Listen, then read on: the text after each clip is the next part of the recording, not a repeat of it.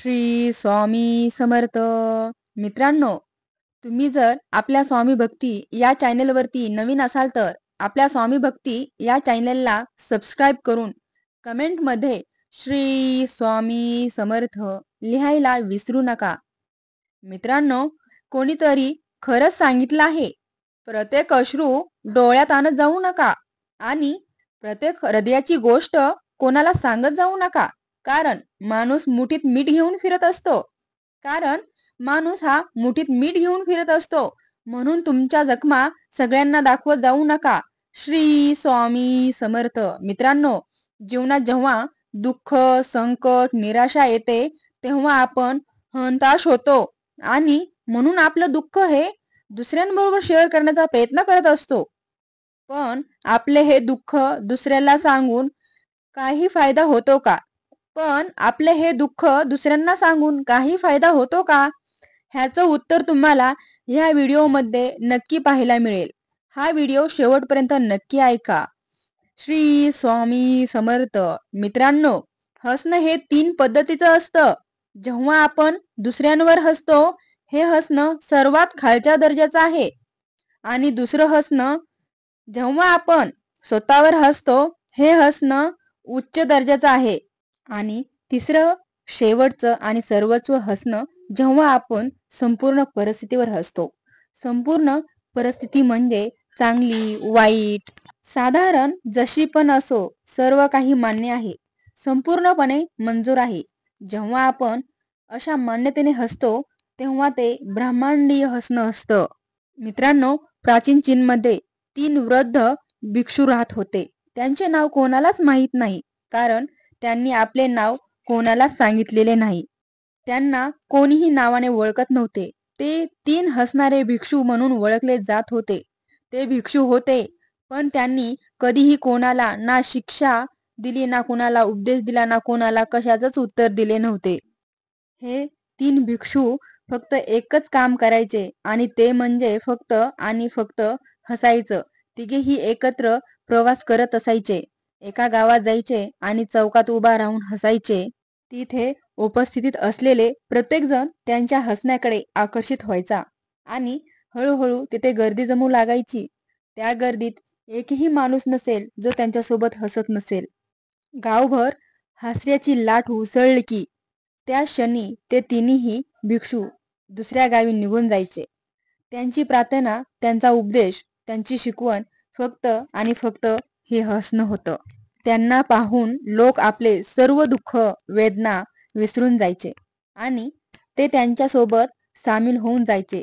त्यांच्यासारखा आध्यात्मिक गुरु चीनमध्ये पूर्वी कधीही नव्हता आणि कधीही झाला नाही. ते 3 भिक्षू हळूहळू चीनमध्ये प्रसिद्ध होऊ लागले. त्यांना खूप आदर आणि प्रेम मिळू लागले. ते कधीच काही बोलायचे नाही, पण असं वाटायचं त्यांचं हास्य बरंच काही सांगून जायचं. त्यांच्या हसऱ्यात जणू काही दैवी संदेश दडलेला होता. जणू त्यांना ब्रह्मांडाची गंमत कळली होती, निसर्गाचे रहस्य जाणून घेतले होते. ते गावोगावी फिरायचे आणि लोकांना आनंदाने भरून टाकायचे.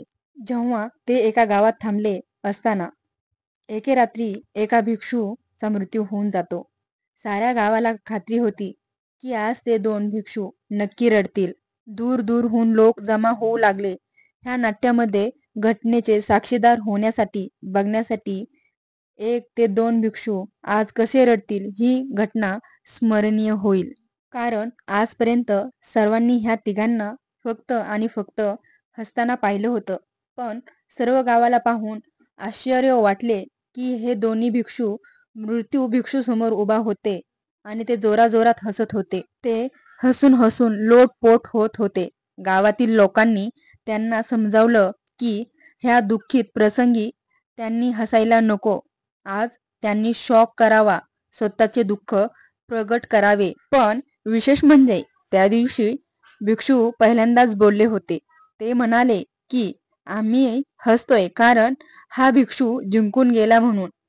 आम्ही हसून आनंद साजरा करत आहोत. आम्ही काल रात्री लावलेली पैज ह्याने जिंकली होती. सर्वात आधी कोण वरती जाईल आणि त्याने इतर दोघांना पराभूत करेल त्यांचाच आनंद आम्ही हसत खेळत साजरा करत आहोत. आम्ही बरीच वर्ष एकत्र होतो, नेहमी सोबत हसलो आणि आज त्याला शेवटचा निरोप म्हणून ह्यापेक्षा चांगला मार्ग असू शकत नाही. आम्ही फक्त आणि फक्त हसूच शकतो. लोकांनी त्या मृत्यू भिक्षूचा चेहरा पाहिला तेव्हा त्यांना जाणवलं की मृत्यू भिक्षूचा चेहरा पण जणू त्या दोघांसोबत हसत आहे. चीनमध्ये मृत्यू व्यक्तीला धुवून कपडे बदलण्याची परंपरा होती. परंतु मृत्यू भिक्षूने आपल्या साथीदारांना तसे न करण्यास सांगितले होते. तो म्हणाला, ना माझे शरीर धुवायचे ना माझे कपडे बदलायचे, कारण मी कधीच अशुद्ध झालो नाही. माझ्यावर हास्याचा इतका वर्षाव झाला की अशुद्धता राहिलीच नाही. जगातील कुठलीही घाण दुःख मी हसून माझ्याजवळ फिरकून दिलं नाही. मृत्यू भिक्षूला तसाच त्याच कपड्यासह चितेवर ठेवण्यात आले आणि आग लागताच त्याचे कपडे जळू लागले. मृत्यू भिक्षूने त्याच्या कपड्यात फटाके लपवले होते जे आग लागताच फुटू लागले आणि संपूर्ण आकाश अनेक रंगाच्या फटाक्याने उजळून निघाले होते. सर्वांना आश्चर्य वाटले. सर्व देशावर रंगीबेरंगी रोषणी पसरली आहे आणि ते पाहून संपूर्ण गाव जोराजोरात हसायला लागले. परत तो भिक्षू जात असताना पण परत एकदा संपूर्ण गाव हसवून गेला. तो भिक्षू शिकून गेला या ब्रह्मांडाचं ते रहस्य किती हसा, कारण हसणं हे फक्त माणसाच्या नशिबात आहे. हसा, कारण हसणं ही तुम्ही केलेली सर्वोत्तम प्रार्थना आहे. हसा, सगळं विसरून हसा, सर्व सुख दुःख विसरून हसा, जेणेकरून तुम्ही त्या ब्रह्मांडीय हसण्याचा भाग होऊ शकतात. श्री स्वामी समर्थ. बघा, या कथेतून तुम्हाला बरंच काही समजलं असेल. हसणं किती गरजेचं आहे. हसण्यामागं खूप काही सुख लपलेलं आहे, म्हणून हसत राहा. असेच नवनवीन व्हिडिओ पाहण्यासाठी आपल्या स्वामी भक्ती या चॅनेलला सबस्क्राईब करायला विसरू नका. धन्यवाद.